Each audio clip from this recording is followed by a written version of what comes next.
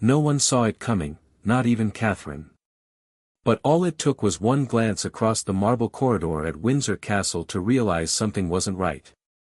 Her daughter, Princess Charlotte, had gone silent. Not the shy kind of silence, but the kind where something had been said, something that left a mark. And the person who said it? Queen Camilla. The woman expected to help guide the next generation had, with a single comment, made the young princess feel small. Most people would have missed it. A quiet whisper behind a polite smile. But Catherine didn't miss it. She saw it. She felt it. And in that instant, something shifted inside her. Because this wasn't the first time Camilla had gone too far, it was just the first time the target wasn't her. It was her daughter.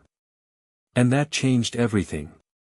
For years, Catherine had done what royal women were expected to do: smile through the discomfort, rise above the tension, protect the family image.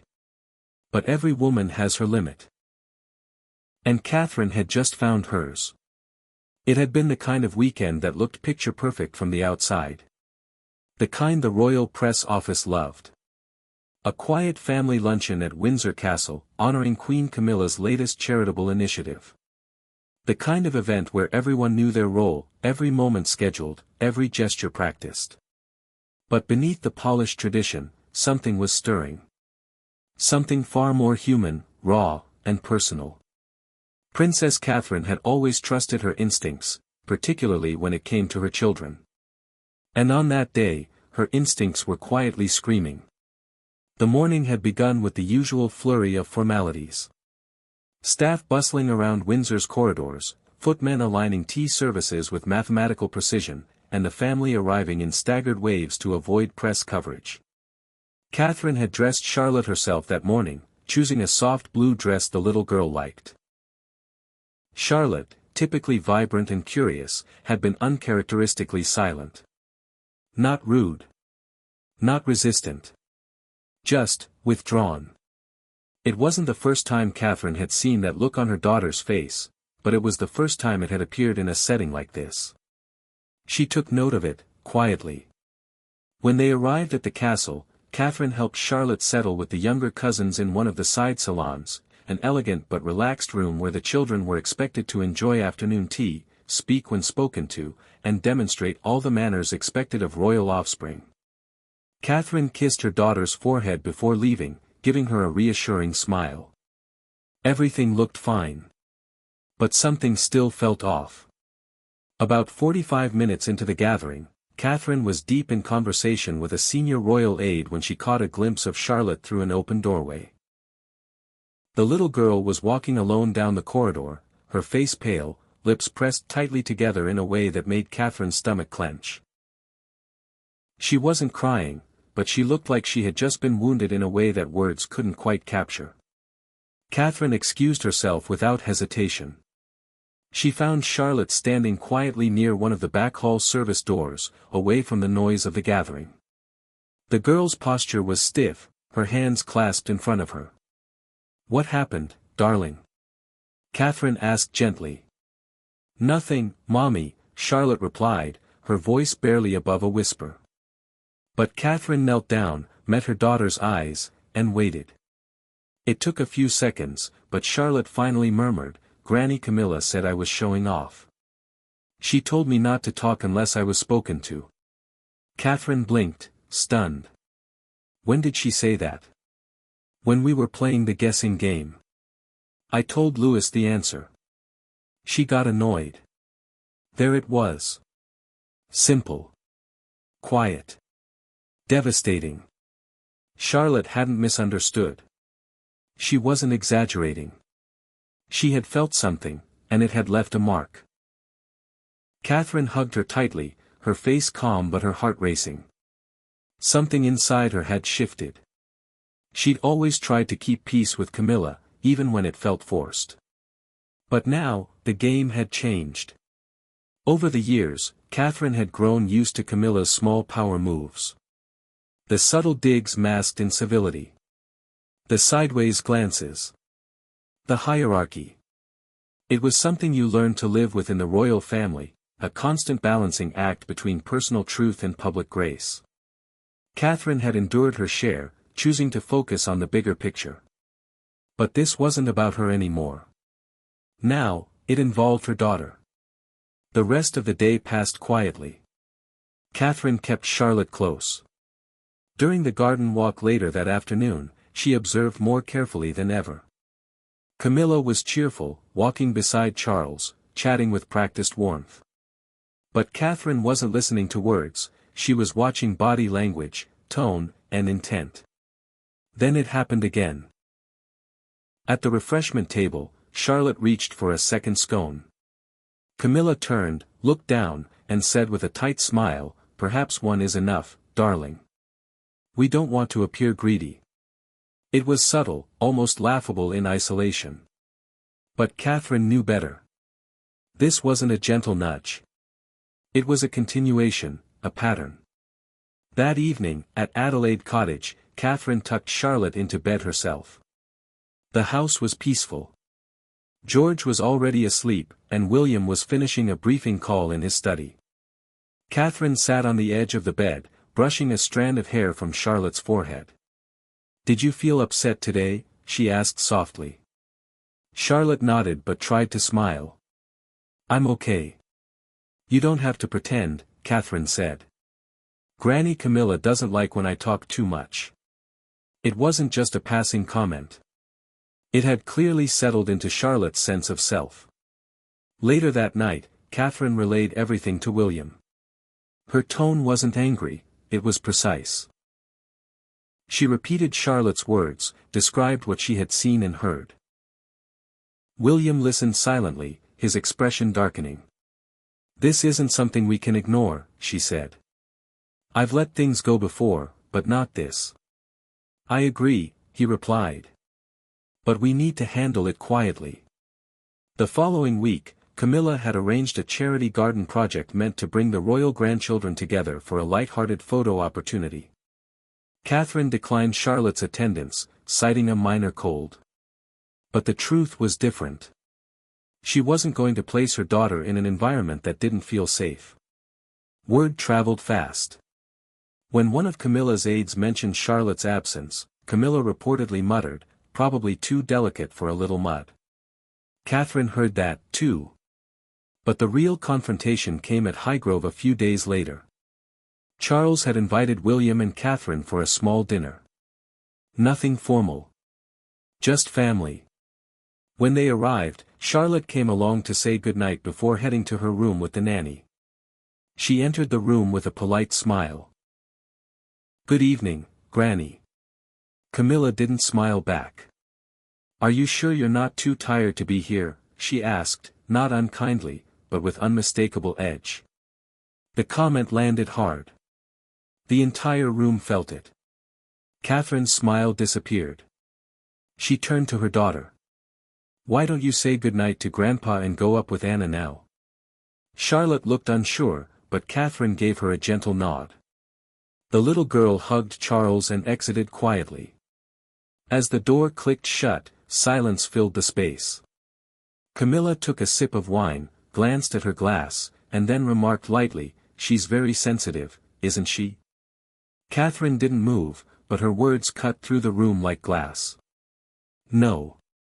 She's a child. And she deserves to be spoken to with kindness."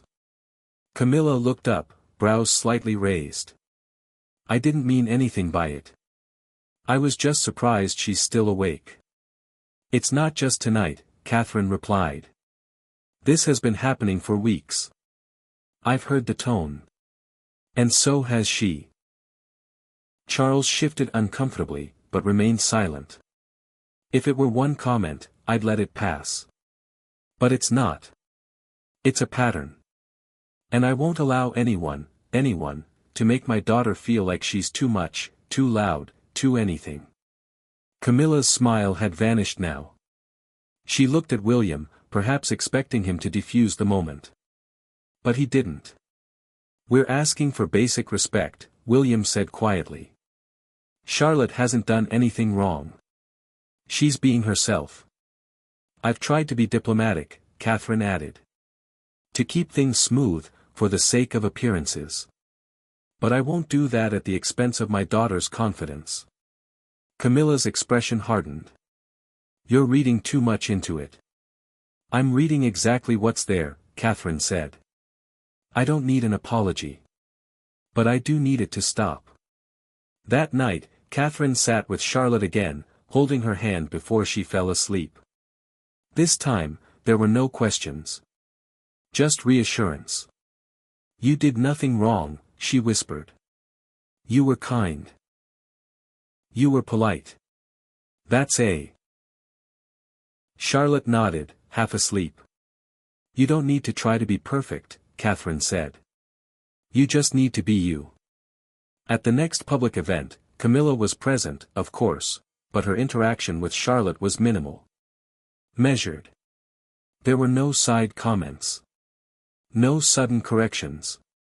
For Charlotte's next school performance, only immediate family was invited. Camilla wasn't included.